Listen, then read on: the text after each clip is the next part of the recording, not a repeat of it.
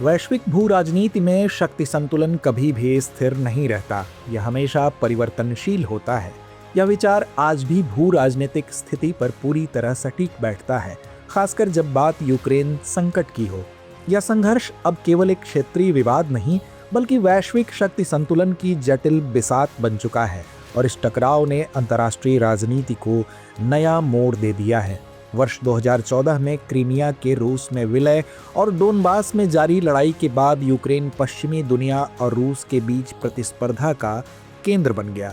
लेकिन अब अमेरिकी राष्ट्रपति डोनाल्ड ट्रंप द्वारा यूक्रेन को दी जाने वाली सैन्य सहायता पर रोक लगाने से यह शक्ति संतुलन फिर से बदल सकता है। यह फैसला केवल यूक्रेन के लिए नहीं, बल्कि पूरे यूरोप और वैश्विक स्थिरता के लिए गंभीर चिंता का विषय बन गया है। इसलिए मौजूदा हालात को देखते हुए कई महत्वपूर्ण प्रश्न उठते हैं, जैसे क्या अमेरिका द्वारा यूक्रेन को दी जाने वाली सैन्य सहायता पर रोक से रूस यूक्रेन युद्ध का संतुलन बदल जाएगा, और यूरोप में बढ़ते विभाजनों के बीच क्या यूरोपीय संघ यूक्रेन की रक्षा के लिए एकजुट प्रतिक्रिया देने में सक्षम होगा। इन्हीं सवालों के जवाब इस वीडियो में जानने का प्रयास करेंगे। तो आइए चर्चा की शुरुआत करते हैं। हाल के घटनाक्रमों में अमेरिकी राष्ट्रपति डोनाल्ड ट्रंप ने यूक्रेन को दी जाने वाली सभी सैन्य सहायता पर रोक लगाने का आदेश दे दिया है। यह निर्णय यूक्रेन के राष्ट्रपति वोलोडिमिर जेलेंस्की के साथ ओवल ऑफिस में हुई तीखी बहस के कुछ दिनों बाद आया, जिसमें ट्रंप ने जेलेंस्की को मूर्ख राष्ट्रपति तक कह दिया और उन पर युद्ध विराम के लिए दबाव डाला। ट्रंप ने यह भी दावा किया कि अमेरिका ने अब तक यूक्रेन को 350 अरब डॉलर की सहायता प्रदान की है। इस फैसले के बाद यूरोपीय देशों में चिंता बढ़ गई है। इसके जवाब में ब्रिटेन के प्रधानमंत्री कीर स्टारमर ने युद्ध समाप्त करने और रूस से यूरोप की रक्षा के लिए एक 4 सूत्री योजना की घोषणा की।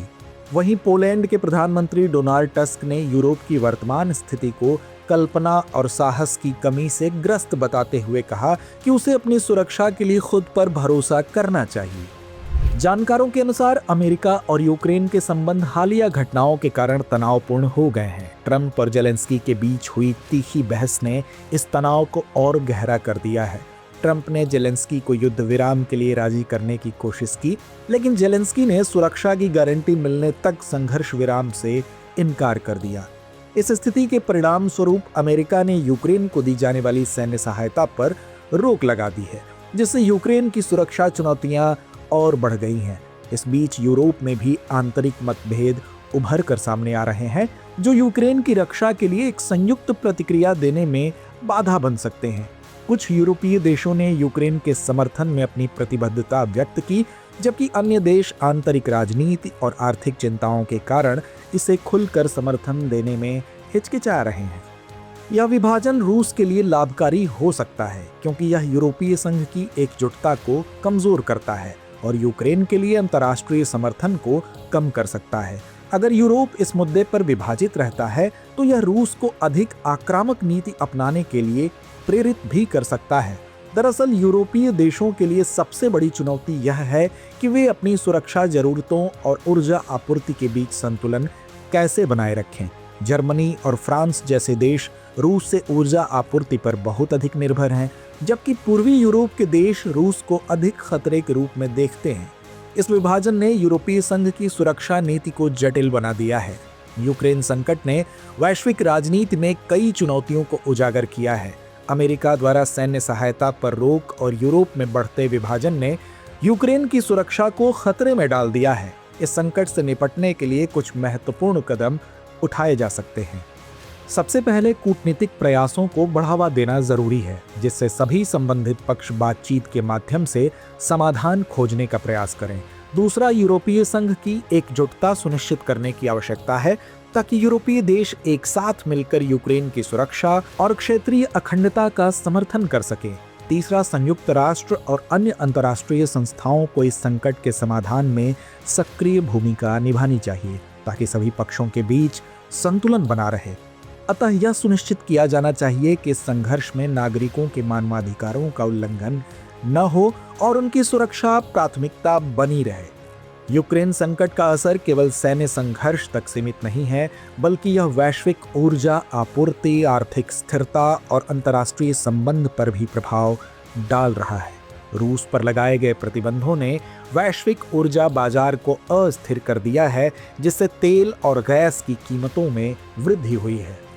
इसके अलावा यह संघर्ष वैश्विक आपूर्ति श्रृंखलाओं को भी प्रभावित कर रहा है।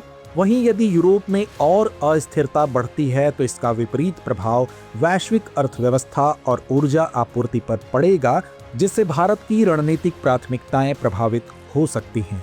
इसलिए भारत अपने रक्षा और आर्थिक हितों को ध्यान में रखते हुए मध्यस्थता, मानवीय सहायता और कूटनीतिक समाधान पर जोर देगा, न कि किसी एक पक्ष का समर्थन करेगा। अंततः यूक्रेन संकट एक जटिल और संवेदनशील मुद्दा है जो अंतर्राष्ट्रीय समुदाय से सतर्कता, समझ और सहयोग की मांग करता है। इस संकट का समाधान केवल संयुक्त प्रयासों और कूटनीतिक संवाद के माध्यम से ही संभव है। अगर वैश्विक शक्तियां समय रहते समन्वित कदम नहीं उठाती तो यह संघर्ष और गंभीर रूप ले सकता है, जिससे अंतर्राष्ट्रीय स्थिरता को बड़ा झटका लग सकता है। तो व्यूअर्स, चर्चा को यहीं विराम देते हैं और नोट करते हैं आज का सवाल। यूक्रेन संकट ने वैश्विक शक्ति संतुलन, अंतर्राष्ट्रीय सुरक्षा और आर्थिक स्थिरता को कैसे प्रभावित किया? कूटनीतिक समाधान के संभावित विकल्पों का विश्लेषण करें।